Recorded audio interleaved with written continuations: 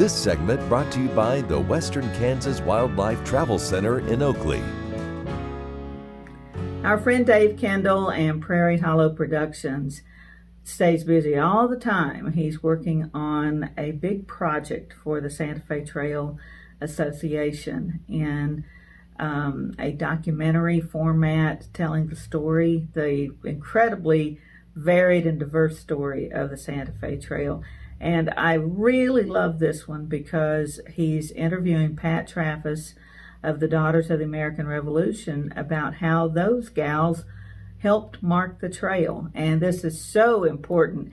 And again, this is a great way to get outside with the family and use this as a chance to teach the kids history.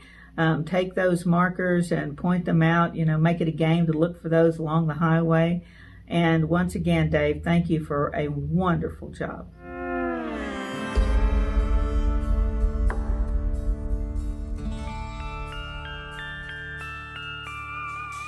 Moving through the area where freight wagons once rolled along the Santa Fe Trail, you might see granite markers that were placed through an initiative spearheaded by the Daughters of the American Revolution. Each of the 5 states crossed by the trail has its own society of the DAR, whose elected leaders are called regents.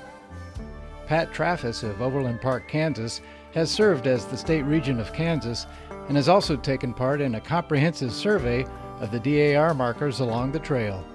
Kansas Society was the first society to institute or to develop the idea really of marking the Santa Fe Trail. And it began with the dream of the state regent at the time. She started the project, but it did not come to fruition before she passed away. So the very first marker that the Kansas Daughters did place is in her memory, and that's the large marker at Burlingame. Fanny Geiger Thompson was among the DAR leaders from the Midwest who returned from a national convention inspired to launch a new historic preservation project marking the Santa Fe Trail. And so by 1902, the DARs in many states were lobbying their state legislators for funding to help fund the project.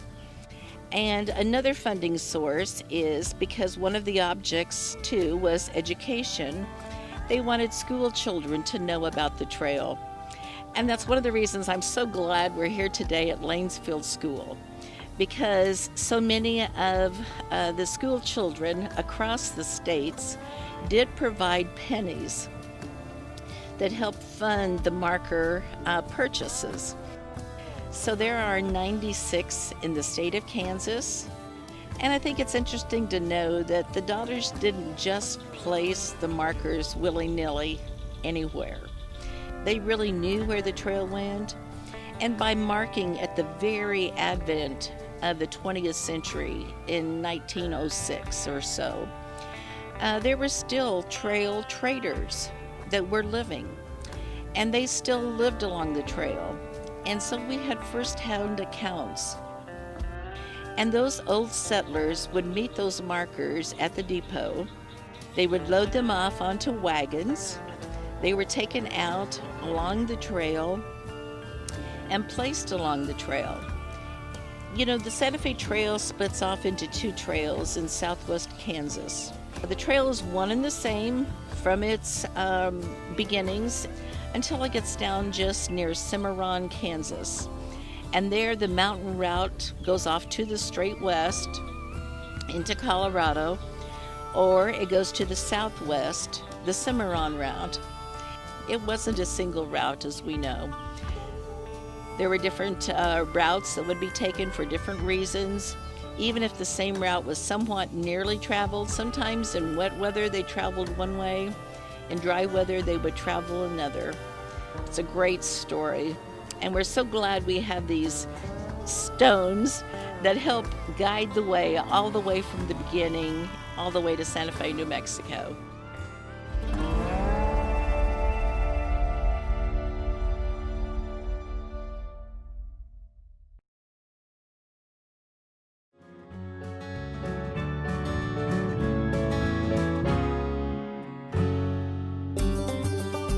Welcome Welcome to the Western Kansas Wildlife Travel Center, right here in my hometown of Oakley, Kansas. We're the front door of Western Kansas, located on 3 main highways, I-70, US 83, and US 40. And all those roads lead to history, beautiful scenery, and adventure, no matter which direction you go. We now have an IHOP.